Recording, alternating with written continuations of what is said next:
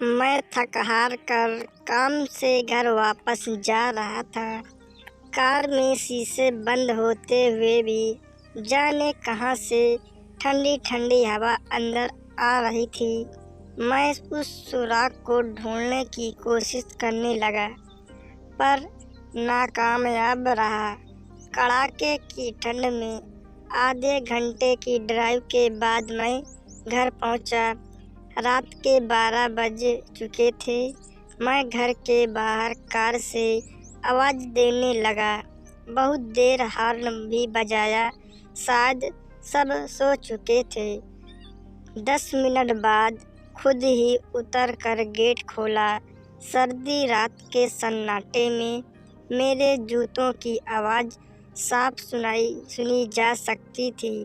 Car के अंदर कर जब दोबारा गेट बंद करने लगा, तभी मैंने देखा एक 8 से 10 साल का बच्चा अपने कुत्ते के साथ मेरे घर के सामने फुटपाथ पर सो रहा है।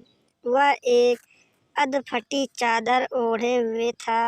उसको देखकर मैंने उसकी ठंड महसूस करने की कोशिश की तो एकदम शक पका गया। मैंने मोंटी कार्लो की महंगी जैकेट पहनी हुई थी, फिर भी मैं ठंड को कोस रहा था।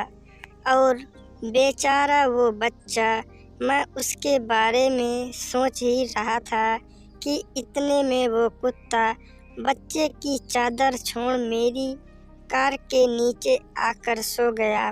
मेरी कार का इंजन गर्म था, शायद उसकी गर्माहट कुत्ते को सुकून दे रही थी। फिर मैंने कुत्ते की भागने की बजाय उसे वहीं सोने दिया और बिना अधिक आहट किए पीछे का ताला खोलकर मैं घुस गया। सब के सब सो रहे थे। मैं चुपचाप अपने कमरे में चला गया। जैसे ही मैंने सोने के लिए रजाई उठाई, उस लड़के का ख्याल मन में आया। सोचा, मैं कितना स्वार्थी हूँ। मेरे पास विकल्प के तौर पर कंबल, चादर, रजाई सब थे, पर उस बच्चे के पास एक अधफटी चादर भर थी।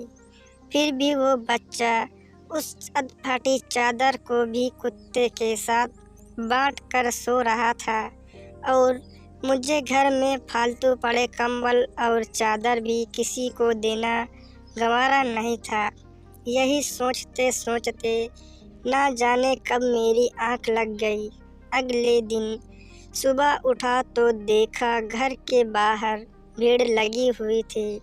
बाहर निकला तो किसी को बोलते सुना, अरे वो चाय बेचने वाला सोनू कल रात ठंड से मर गया। मेरी पलकें कांपी और एक आंसू की बूंद मेरी आंख से झलक गई। उस बच्चे की मौत से किसी को कोई फर्क नहीं पड़ा। बस वो कुत्ता अपने नन्हे दोस्त के बगल में गुमसुम बैठा था, मानो उसे उठाने की कोशिश कर रहा है हो। तो दोस्तों, वीडियो पसंद आई हो तो प्लीज़ लाइक कर देना और चैनल में नए हो तो प्लीज़ चैनल को सब्सक्राइब करके बेल आइकन के ऑल के ऑप्शन पे दबा देना।